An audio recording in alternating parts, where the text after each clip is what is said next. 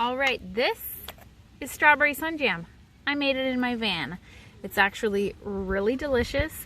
This is a recipe that I got from Homestead. She is on Instagram. She's pretty amazing. If you do not follow her on Instagram, you should. She also has a blog where she has the recipe and the directions, so I will link that so that you know how to make this. I will show you how I made it, but I didn't share the ingredient amount, obviously, because it's her recipe.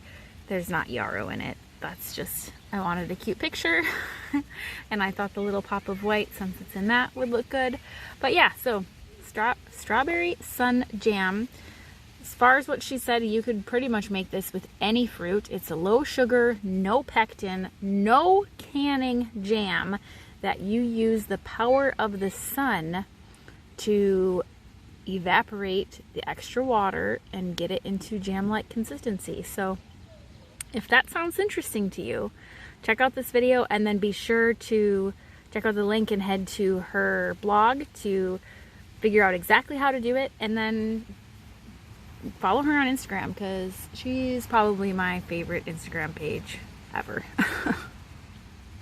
Okay, so I've got all the ingredients in here. You're gonna have to go to her website to get the amounts, and she says to mash everything up. I should be using my potato masher, but it's in the dishwasher right now. So I'm just going to use this. Which is going to take longer, but I will get everything mashed up, and then we're supposed to heat it up until it's kind of mixed together. Alright, so I got this mashed down, and then I ended up grabbing my immersion blender and I blended a little bit more. See, I did leave chunks, but I should have used that from the beginning. I don't know what I was thinking. But so this is about the consistency that I want it. Now I'm just going to heat it up for a few more minutes, and then we will take it out and we're going to put it in the car. I do want to mention, her recipe calls for honey. I didn't use honey. I just added in the same amount of sugar instead of honey because I like honey, but it is a really strong taste, which I've mentioned in some of my other videos, and I'd rather have it taste like strawberries. I don't want it to taste like strawberries and honey. So if you're going for less sugar, definitely stick with her recipe and just use her sugar and honey ratios. But if you'd prefer just more of a sweet strawberry taste without the honey taste as well, I would do the same and just substitute more sugar in for the honey. We needed a dry, protected place that gets a lot of sun to turn this into jam. So she uses her car. I am using my van. I brought the pans out here empty, poured the strawberry stuff into it right outside the van, and then lifted these in. So this is supposed to sit for like 4 to 6 hours. It's only going to be about 80 degrees today, so we will see how long this actually takes. I do have it on top of, you know, black pavement, so hopefully that will just help draw even more sun to this. But otherwise, I'm just gonna leave it in here and check on it every couple hours to stir, and we'll see if it works or not. Okay, we are a few hours in. I just thought I would come check on it. I've stirred it once earlier. You can see it's really starting to thicken. It is hot in here. It is steamy. I am losing a little bit of the sun, so I don't know if I will try and move the van and hopefully not spill any of this. She did say in her instructions, if you don't quite finish it out with this, you can finish it out in the oven. So we may end up doing that. As I said, the high today is only about 80. So I really think like 85, 90 degrees would probably be a little more preferable for this. But it is definitely working. Whew, it is hot in here. So it is almost 4 o'clock now, so it's been in here for about 5 hours. So yeah, definitely could have been hotter when I was working on doing this, but so far it is working.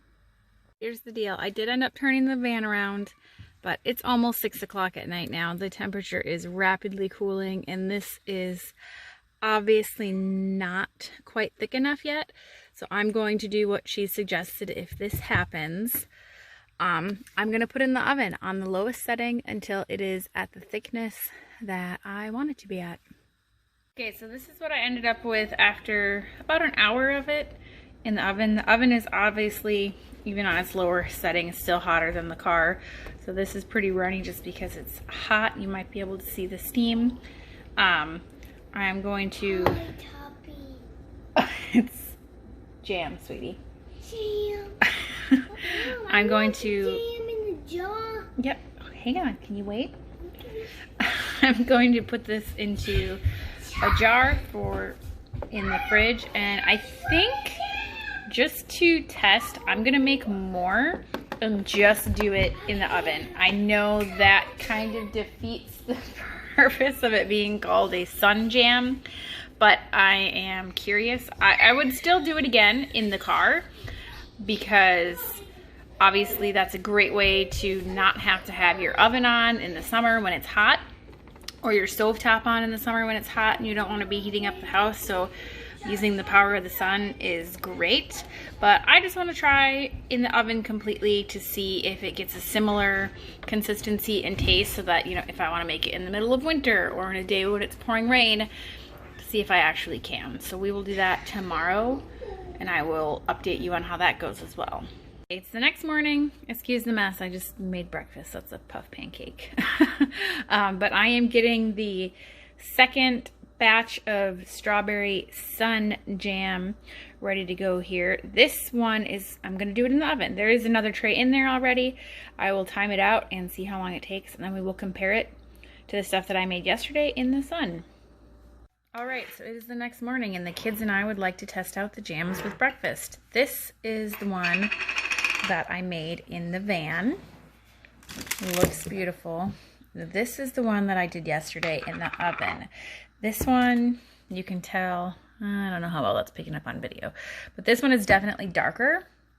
My best guess would be because this is at a higher temperature than the one in the van, it darkened it a little bit. I want to see how it affects the taste. If you do decide to do it in the oven, I would heat your oven to no more than 200 degrees and expect it to take just as long as it does in your vehicle, so all day.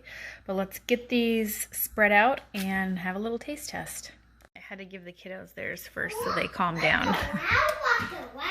I'll put Wreck-It Ralph on in a minute. Eat your biscuit. So this is the lighter one. You can see the consistency. It's nice. I'm also thinking that maybe I overcooked this one because it's a little bit thicker.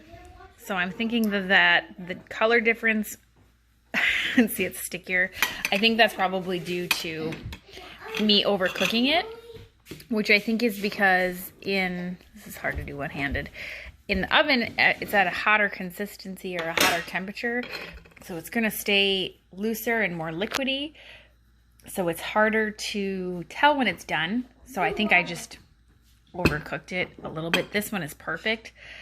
I would definitely do it in the van again, but I would also definitely do it in the oven again. I licked the spoon when I gave it to the kids, and it tastes exactly the same. So there's no difference in taste from doing it in the van to doing it in the oven.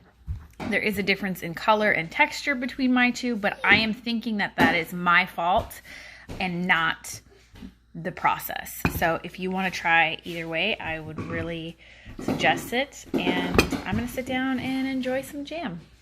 The kids have reported back to me now. They think they both taste the same and delicious. Ryder really wants Wreck-It Ralph on. So yeah, do it either way. I did want to mention that Homestead, who is the creator of this particular recipe, she actually got it and tweaked it a bit from someone else. But this recipe that I followed is from Homestead. And today, June 27th, it's a Saturday, 2020, she's actually showing her process step by step on Instagram. So if you happen to catch this today and you want to see it, or tomorrow, and I think she has it saved to her highlights on Instagram as well, make sure you go check it out and see how the pro does it. But yeah, I hope you guys check out her blog and her Instagram and try this recipe, because it's definitely going to be a favorite of ours, and I think I'm going to try it with a lot of different fruit types over the summer. Thanks for watching.